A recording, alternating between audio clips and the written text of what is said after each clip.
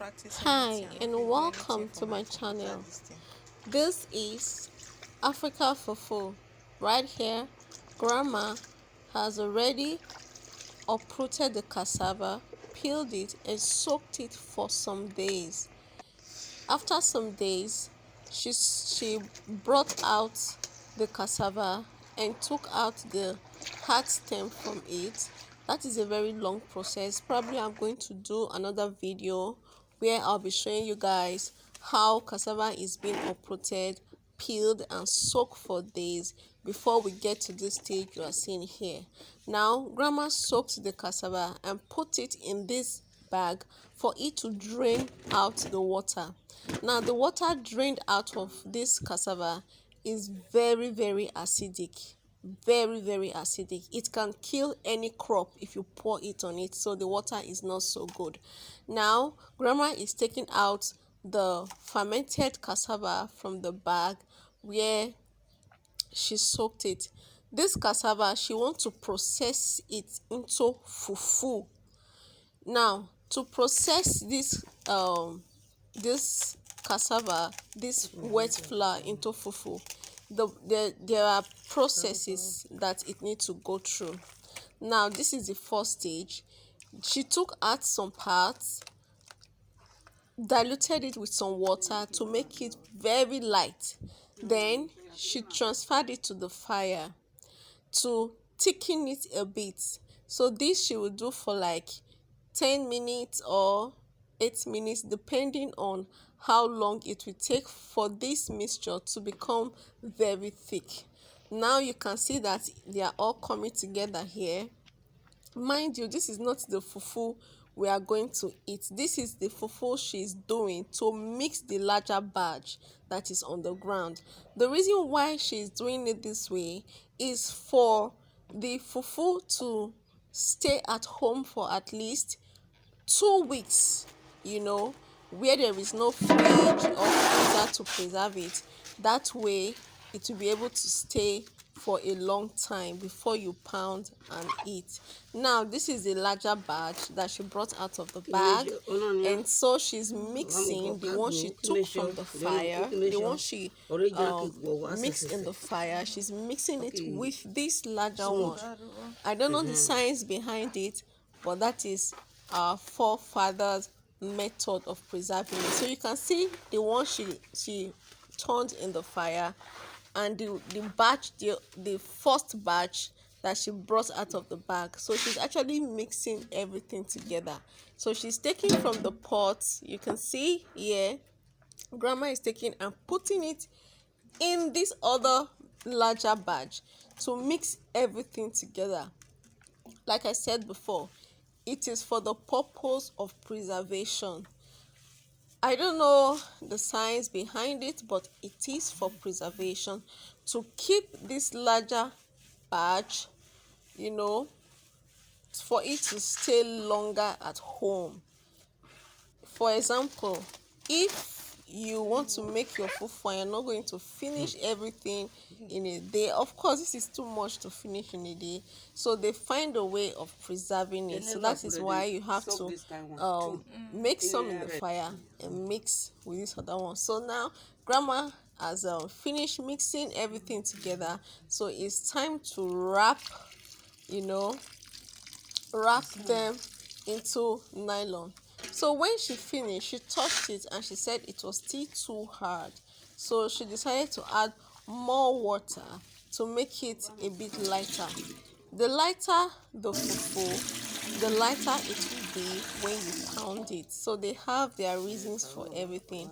Right here, we are filling the pot with water because we are going to cook the fufu in the water for it to become half done. When you cook it this way, it is not yet fully done. Although some people can eat it that way, but the right way to eat it for it to be healthy is to cook it very well. Right here, she's molding everything together. You must mold everything together in a way that there will be no lumps in the fufu. So she's molding everything, putting everything together. Mix it very well. There should be no air in it. there should be no lumps in it, and there should be no there's this thing that looks like thread in cassava. It should not be found in it. So in the process of mixing, that is when you take out the air, you take out the lump, and you find anything that looks like rope in it, you also remove it from the fufu, so that you can achieve or get a very perfect fufu at the end of the day. She's still tying everything right here. So at the end of the day, I think we're able to get up to like 12 to 13 wraps. I can't really remember. So, and this is it. So right here she's done, and our fire is about to be lit, and right here she's arranging the raw fufu into the pot. Please make sure the water is enough. Do not put water that will dry up in a short time, so that your fufu will not be affected. So here she's arranging everything, carefully arranging everything, to avoid any form of hole entering any of the wraps. If hole enters any of the wraps, then it's going to leak into the pot and it will spoil whatever you are doing. So over here she's done arranging everything. It's time to set the fire. She's arranging the bamboo wood and some other wood that she found around to cook the fufu. So over here the fufu is on the fire. The fire is already doing its thing. So she kept checking on it to see if it's done enough to bring the fufu down from the fire. So I just want you to tell me, do you like fufu? If you are watching this video and you've gotten to this stage, please let me know if you've eaten fufu before, and if you've eaten fufu before, where did you eat it? And please, if you're watching my video for the first time, I want you to please like, share, and comment, and please subscribe to my channel so that we can grow this channel together. Now she's checking again and again. I think this is the last time, so she checked and she found that it is okay at this stage. Now at this stage, this fufu you are seeing right here can stay in the house for 2 weeks, if not even more than.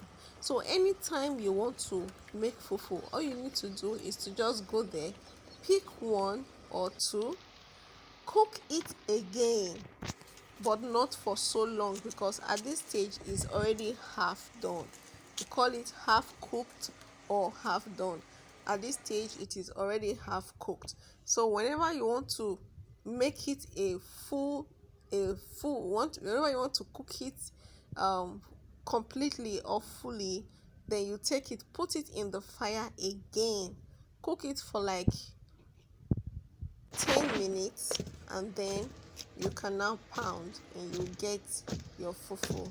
At this stage, grandma and we are pounding the fufu. Yes, we can eat this one now. But I think that day she had to cook this again because she said it wasn't that cooked enough. And this is the pounding going on. You can see how the smoke is coming out, because it is just, this is organic fufu,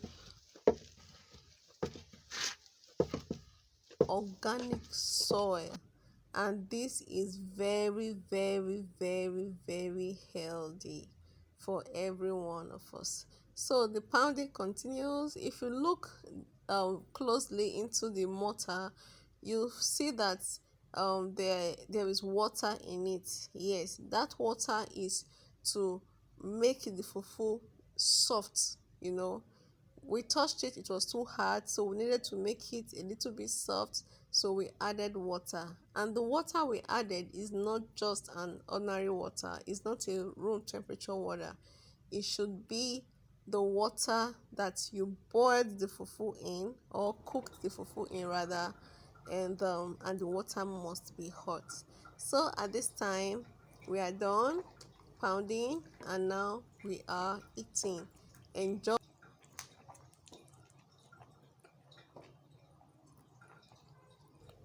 All right guys, I'll see you in my next video.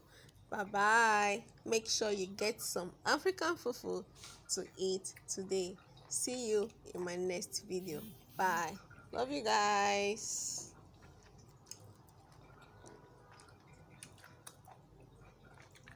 Wow, delicious.